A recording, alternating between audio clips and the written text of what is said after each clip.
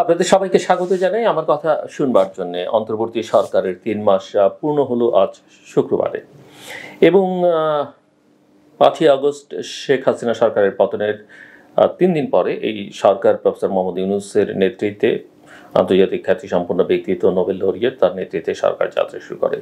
কেমন গেল এই ৩ মাস? অনেকে ১০০ দিনের হিসাব করে ৩ মাসে ৩ ৩০-এ ৯০ দিন বা ৯১ দিনের হিসেব আমরা করতে পারি। অনেকে সময় দিতে চান, বলতে চান যেটা হানিমুন পিরিয়ড, এখনই সব কথা বলা উচিত নয়। তবে এই ধরনের বিশেষ সরকারের জন্য হানিমুন করবার কোনো সুযোগ আছে কিনা সেটা একটা বড় প্রশ্ন।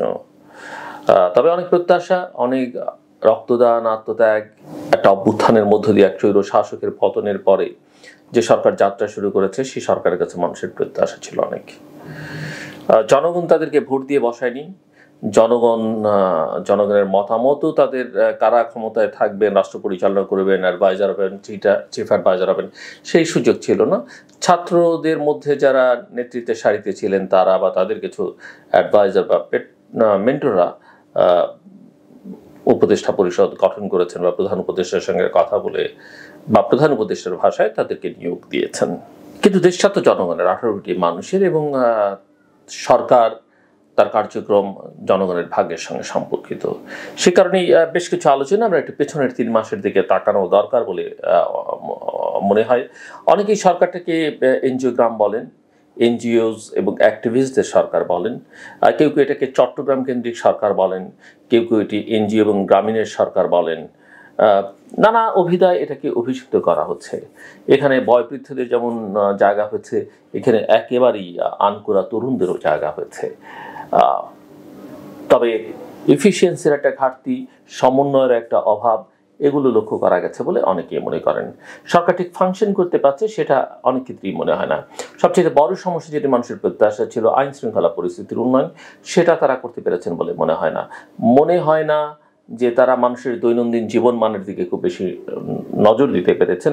বিশেষ করে মানুষ যখন বাজারে কোনো কিছু কিনতে যায়, তার যে সংকট, তার যে আয়ের সঙ্গে ব্যয় অনেক বেশি আয়ের চেয়ে, এবং এই যে অসঙ্গতিটা, এই যে সামঞ্জস্যটা করতে পারছে না, সেখানে সরকারের মনোযোগ খুব স্পষ্ট। শেখ হাসিনার বিদায়ের পরে হঠাৎ করেই দিন ৪-৫-এর জন্য নিত্য প্রয়োজনীয় দ্রব্যের মূল্য অনেক নেমে গিয়েছিল, কিন্তু তখন যদি নামতে পারে তাহলে এখন আবার হু হু করে এত বাড়ছে কেন? এটা একটা বড় প্রশ্ন।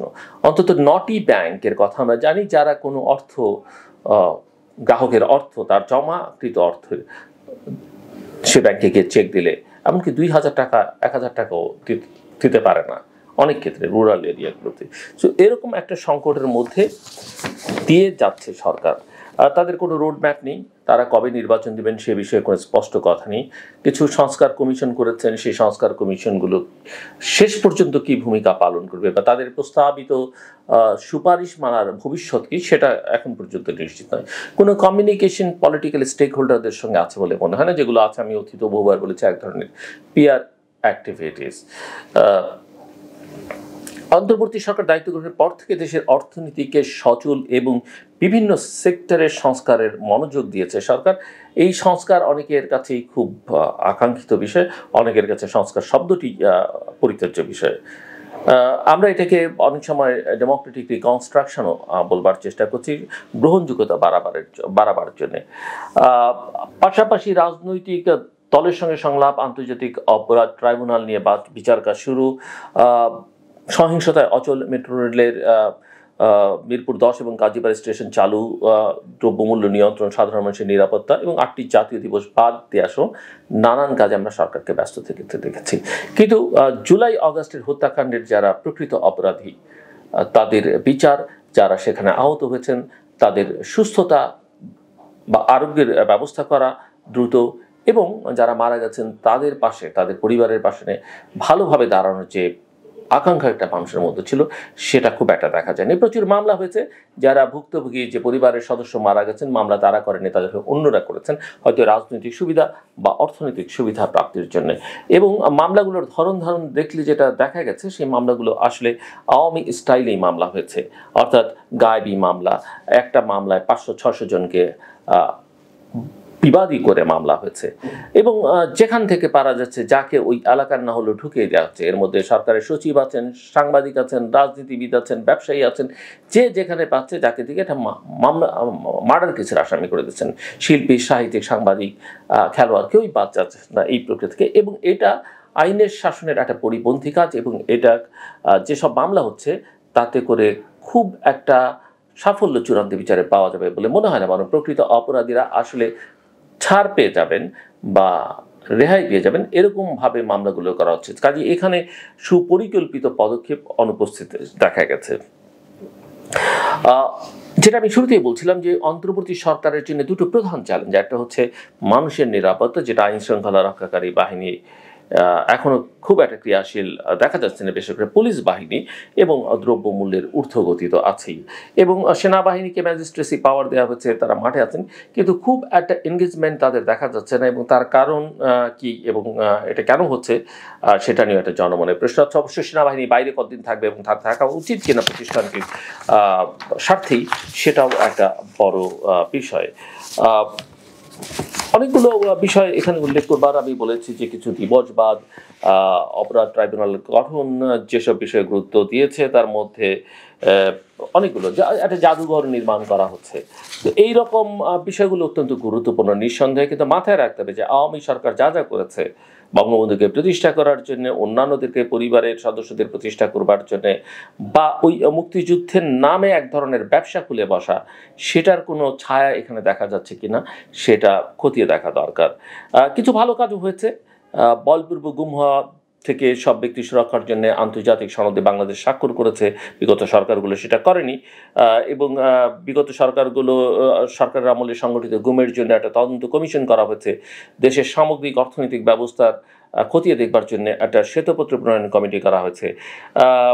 আওয়ামী লীগ আমলে বিদ্যুৎ এবং জ্বালানির দ্রুত সরবরাহ বৃদ্ধি বিশেষ বিধান আইন 2010-এর অধীন সম্পাদিত চুক্তিগুলির পর্যালোচনা করবার জন্য একটা জাতীয় কমিটি হয়েছে। মৌলভীবাজারের কুলাউড়া সীমান্তে ভারতীয় সীমান্তরক্ষী বাহিনীর গুলিতে বাংলাদেশি কিশোরী স্বর্ণা দাস নিহত হওয়ার ঘটনায় ভারতের কাছে তীব্র প্রতিবাদ জানানো হয়েছে।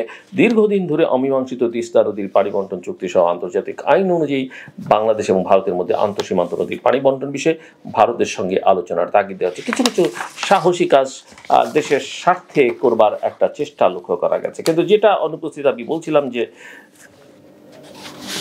এমন একটা পরিস্থিতির মধ্যে যাচ্ছে, চাপ কিন্তু সরকারের উপরে বাড়তে থাকবে। আপনি যেই হন না কেন, আসলে মানুষ তার প্রত্যাশা পূরণ না হলে, মানুষ সমস্যায় থাকলে আপনাকে চাপ, এবং রাজনৈতিক দলগুলোর মধ্যেও থেকেও নানা রকমের চাপ বাড়ছে। এবং সেটা প্রধান চাপ যেটা হয়ে দাঁড়িয়েছে সেটা হচ্ছে নির্বাচনের চাপ। রাজনৈতিক দলগুলো সংস্কার প্রশ্নে সরকারকে সমর্থন দিচ্ছে, তবে তারা চাইছে যে নির্বাচন এবং সংস্কার যেন একসঙ্গে চলে। নির্বাচন কার্যক্রম যদি দৃশ্যমান হয়, ধারণা করা হচ্ছে যে মানুষের আস্থা তাতে কমে যাবে এবং প্রধান রাজনৈতিক দল বিএনপি আগামী ডিসেম্বর মাসের মধ্যে নির্বাচনী রোড ম্যাপ চেয়েছে। নির্বাচন সংক্রান্ত বিষয়ে একটা সংস্কার কমিশন করা হয়েছে। একই সঙ্গে কমিশন গঠন করবার একটা প্রক্রিয়া আমরা দেখতে পাচ্ছি। এখানে এটা নিয়ে অনেকের মধ্যে কথা আছে, যেখানে সংস্কারের আলোচনাটি চলছে, তড়িঘড়ি করে নির্বাচন কমিশন না গঠন করলেও চলতো, কয়েকটা দিন অপেক্ষা করলেও চলতো। সো এই বিষয়গুলো আমার মনে হয় সরকারের দিক থেকে মনোযোগ দেওয়া দরকার। সো যেটা বলছিলাম যে 3 মাস সময় যথেষ্ট নয়, কিন্তু সকালটা দেখে দিনটা কেমন যাবে বোঝা যায়। যদিও সবসময় সকাল দেখে দুপুরটা বা বিকেলটা বোঝা যায় না, কারণ আবহাওয়া দ্রুত পরিবর্তিত হয়ে যায় বা যেতে পারে। কিন্তু একটা বিষয় মাথায় রাখতে হবে যে রাষ্ট্র পরিচালনা একটা রাজনৈতিক বিষয় এবং জনগণের সঙ্গে তার সম্পর্ক থাকতে হবে। বিশ্ব পরিস্থিতি বদলে যাচ্ছে, সেটা বুঝতে হবে। সব মিলে যেটা দাঁড়াচ্ছে যে আমি লক্ষ্য করছি যে সরকারের জনপ্রিয়তা দিনে দিনে কমতে শুরু করেছে। তাদের নানা কার্যক্রম সরকারের সঙ্গে সংশ্লিষ্ট নানানজন নিয়ে নানা মহলে নানা রকমের প্রশ্ন উঠতে শুরু করেছে। যদি তারা ভালোভাবে সব কিছু ঠিকঠাক করতে পারতেন, ডেলিভার করতে পারতেন, তাহলে হয়তো এই বিষয়গুলো সামনে আসতো না। এবং মনে রাখতে হবে, মানুষ কথা বলুক আর না বলুক, একটা সময় গিয়ে কথা বলবে। সবাই সব কিছু পর্যবেক্ষণ করছে এবং এখানে হয়তো তোষামত করবার, দালালি করবার, খুশি রাখবার অনেক লোক পাওয়া যাবে, সংগঠন পাওয়া যাবে, কিন্তু তার বাইরেও কিছু মানুষ, কিছু সংগঠন দেশে এবং বিদেশে আছে যারা কিন্তু সঠিক সময় সঠিক কথাটা বলবে, প্রয়োজনের সময় প্রয়োজনীয় কথাটা বলবার চেষ্টা করবে। ক্ষমতায় যারা আছেন তারা যেন সেটা মাথায় রাখেন। আমার কথা শুনবার জন্য আপনাদের অসংখ্য ধন্যবাদ। আপনাদের সবার জন্য শুভকামনা।